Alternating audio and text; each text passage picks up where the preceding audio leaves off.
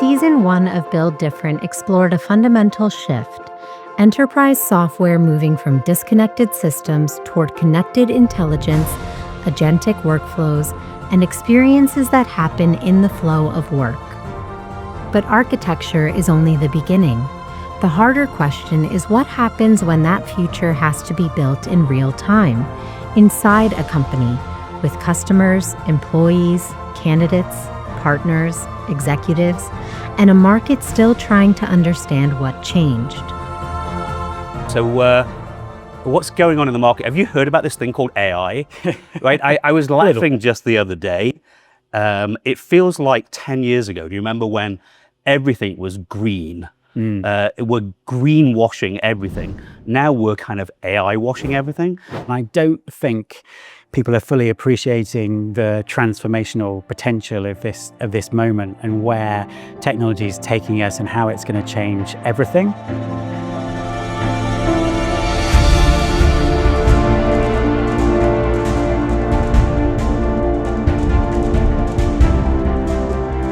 AI is everywhere. Everyone has a claim. Everyone has a demo. Everyone says they are transforming work. But underneath the noise, hiring is facing a harder question. What if the old system cannot simply be optimized anymore?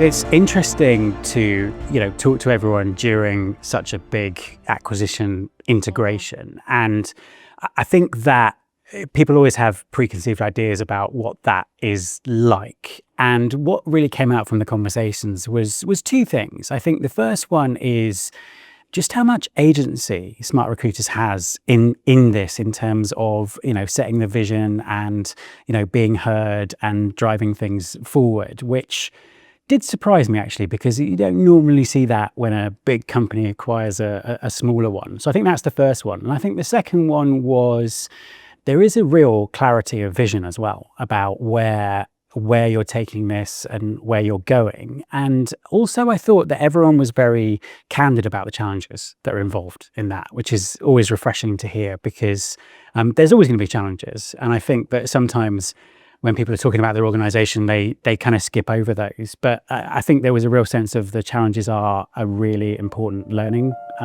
point. That outside perspective matters, because Season 2 is not a polished acquisition announcement. It is a record of leaders trying to build through uncertainty while the category around them changes. I think that there is still a sense of looking at this as just another piece of technology development, and it'll make us faster and more efficient. And the story is much, much bigger than that. If this were only about speed, the story would be easy. Faster sourcing, faster screening, faster scheduling, faster everything. But Season 2 is not about making the old system run faster.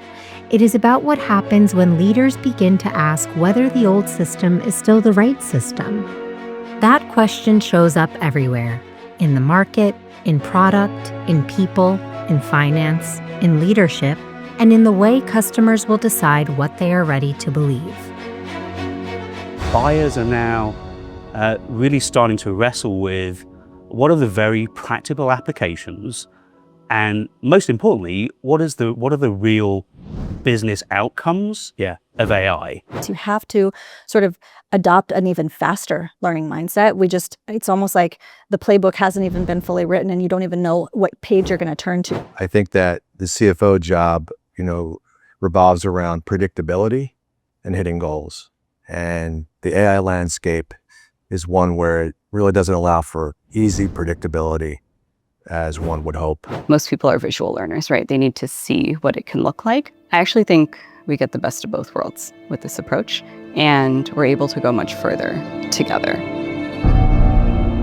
That is the tension inside this moment. The future has to be bold enough to change the category, but concrete enough that people can see it, test it, trust it, and build toward it. Season 2 follows that work from the inside, challenging old recruiting assumptions, cutting through the AI noise, building through the SAP integration, bringing people along, making the future visible, and proving what can actually work.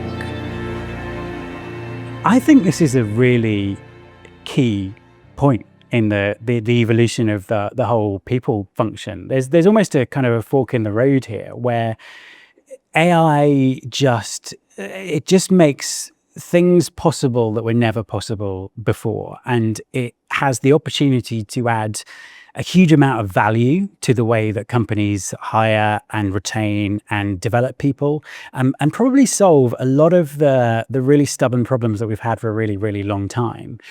On the flip side, if it isn't kind of handled properly and doesn't live up to its potential, it could also make things a whole lot worse. So I think there's a real choice there, and I think it's important that people realize that and make that choice deliberately rather than it being made for them.